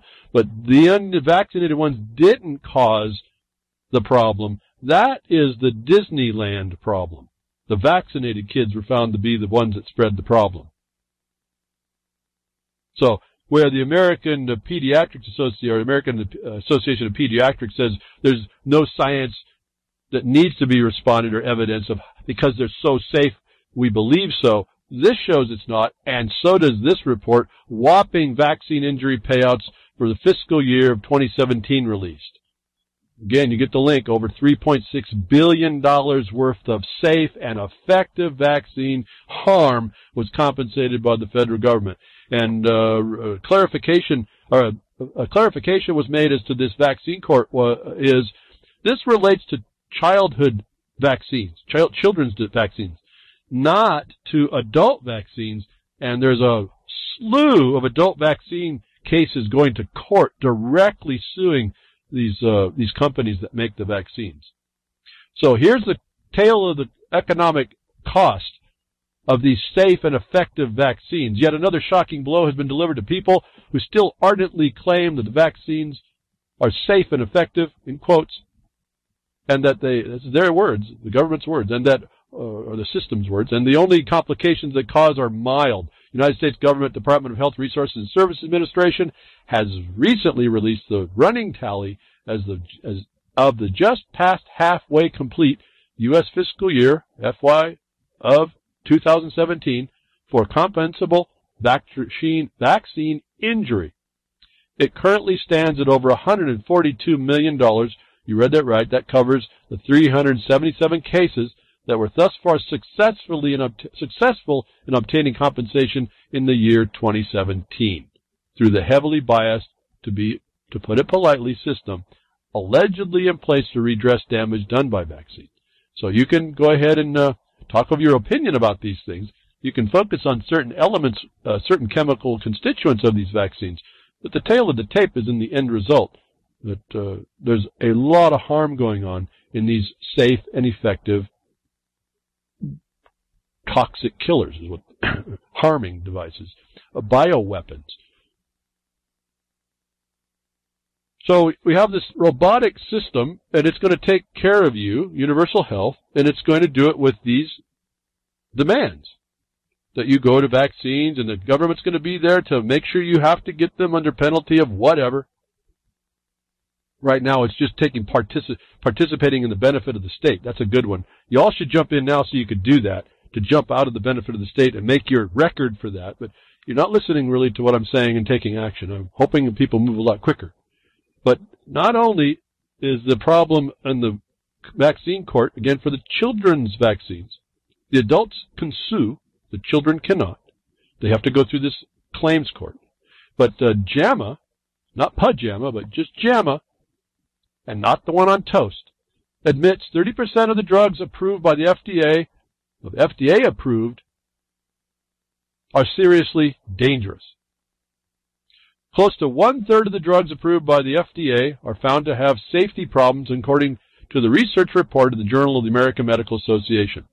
JAMA's report stated that these safety issues, known as post-market safety events, are common after FDA approval, highlighting the importance of continuous monitoring of the cycle of novel therapeutics throughout their life cycle. They go through and find out a lot of these are passed on certain ways that the government or the company goes through the process. You might want to read how this is happening. You see the terms that are important to use in this document, that JAMA, not your PJs, not on your toast, but JAMA, the journal, is supposed to be like the big deal journal for the medical profession, is stating that 1/3 of your drugs have safety problems. Safety problems. One thing that doesn't seem to have safety problems, most everybody in the government that has any authority to say so says it does have, and it's no good for you, is cannabis. So here we have all this pharmaceutical stuff that the government passes because it's about the bottom line, and we can see a connection to essentially have control of your life to death, and it's not care, it's management of disease and how much they're going to get to extract from you throughout your life, cradle to grave. That's what universal care was about. Remember, it's all tied together, no matter what politics is. But one thing that's not been able to come up with the very big problems that the government would say is this cannabis. Another study comes up here, and I was intrigued by what the study said. This kind of opened up my whole new thought process a bit on how certain things work in the herbal side. But daily dose of cannabis extract could help memory in old age. Oh, very, very interesting what they did. I don't have the time to go through it all, but it's a simple fact of life that while in old age comes cognitive decline. However, a group of German researchers believes a daily dose of cannabis extract could help boost memory and learning potential in elderly people. I won't go through every, I'll just kind of paraphrase this. One statement was, the ban on cannabis is wrong. A Swiss group launches campaign to make weed legal was a little thing you can get, but that's just a movement. The interesting part about this view is they do say it could help boost memory. Very interesting. The test was between young mice and older mice. And these mice don't have to be very old in order to be older and younger. It's like between 6 months to 18 months. And they had 3 groups, and they gave the young mice low dosages of THC, not the CBD, but the THC, and they gave older mice this THC. What was interesting is how the THC reacted in the young mice. It made them respond like older mice without THC. The older mice with THC acted more like younger mice without THC. And I found that correlation very interesting on its own. It does lead itself to believe that the body, when it's young, has all it needs in order to function at its optimum level. And to augment that causes it to respond negatively. This was a lot like in my mind where, HAHD or whatever, DHD, whatever the heck that is, autism, and it's a hyperactivity disorder. They give you Ritalin. It's a hyperactivity thing to shut you down. That's how this thing started to look in this test to me. What was even more important, couldn't find, this is not an easily found, I couldn't find the total report. I did find the supplements which you can download. What I started to be very intrigued by when I was reading this was how this thing works. How does this THC work in the body? If I have paraphrased correctly, understand this paraphrase correctly, it acts as a catalyst to a catalyst. In other words, it doesn't directly cause the change to help the body. In other words, the reason why the scientists said in the beginning that it could help was that they found out if your body did not have, I think it's calcium and lysine, as an excess on molecules at the receptors, the THC didn't do anything for you as an older mouse. So this is very important to me to see in my sense of herbs. Again, to me, this plant is just an herb. I haven't had a chance or need, I don't think, to use it even still. But I use things, or I look toward, and I have looked, although I don't put much time into it anymore. It just seems like that's got a ADHD. Thank you, Ort. I knew it was there somewhere. But the fact that you have to have a balance of things for these catalysts to work has always been an intrigue to me. The enzymatic catalyzation of things is very important to understand. This is not just a wholesale dumping of nutrition on anybody or anything. You have to put everything in a balance. What this looks like, the plant of marijuana being used for a particular purpose, in this case memory, having to have lysine, which I think lysine's a protein, amino acid, and calcium, which is good calcium is important to have in your body, was that it causes the ability for the body to adjust and adapt itself back to normalcy of optimal function. What I would understand in the herbal side as an adaptogen. And interestingly enough, on Freaker's Ball, I think it was Grimner talking about, he hadn't heard of this herb called ashwagandha. So that's an adaptogen. And so this study was very intriguing. I just really got into this study of what they did, even what little bit I could understand from it, was that the chronic low dose of tetrahydrocannabinol restores cognitive function in older mice, what they were doing, what they were showing, and that it wasn't a direct influence like we think it's quick acting. No, adaptogens take a long time. They found in the study it took 50 days before the optimal amount of response in the body adjusted itself to optimally work. So anybody looking for quick fixes when using this would be disappointed. It doesn't act like a painkiller might. This works over time, and you have to have a proper balance of nutrition as you're doing this. Otherwise, it can't catalyze anything to do other things. And this is where I started to think that notwithstanding the adaptogen, you also have the alternative herb. They have different functions on different ways of the body. I would find that if I combined them after looking at a particular body's needs, you're not looking at the effect, you're going for the cause. In combining these correctly, you could have one augment the deficiencies for the other, and that's what starts this process of your body rebuilding itself or normalizing itself and building resistance to stressors that come on it that make you function much better. All it seems to be doing is fine-tuning the body. This study was really instructive to me on how adaptogens actually function and why sometimes you can use herbs and they won't work for you.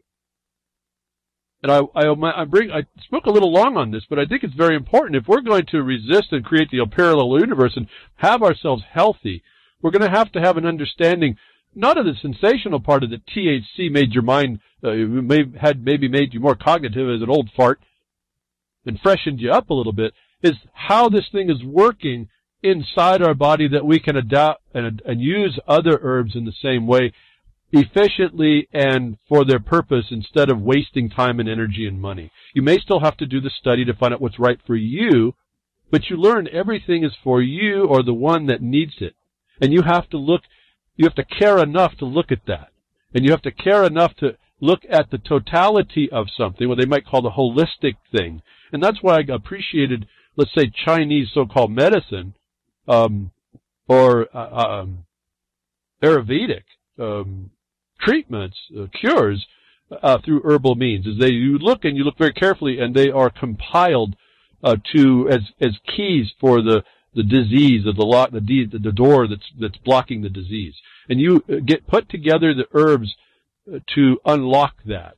And the body then has the processes it's really a miracle, to fix and normalize these things and make you more, okay, I'll use the word, I don't like using it because it's been co-opted, but resilient.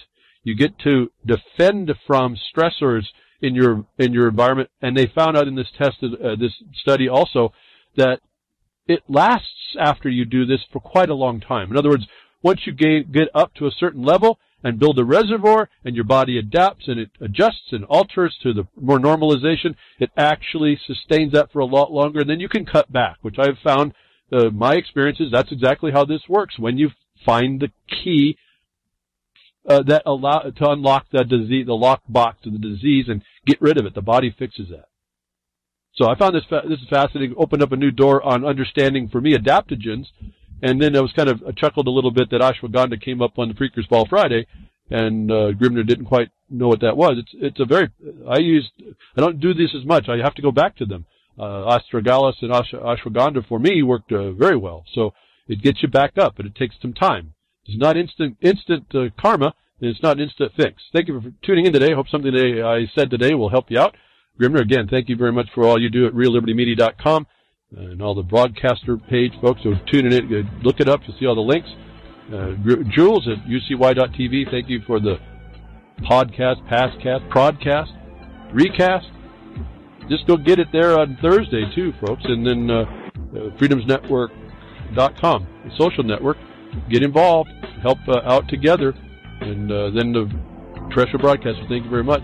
I'll be here next week, Tech Diffs, Nature Willing.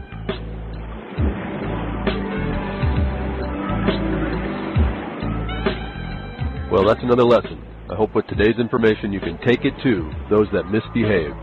From behind the woodshed, leaving his mark on the beast, this is Hal Anthony. Till next time, journey with purpose.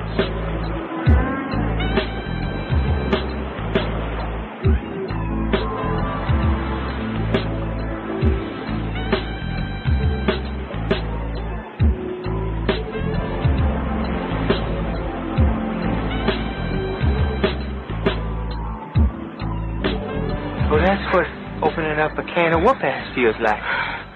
Son, you just opened a whole case of whoop-ass.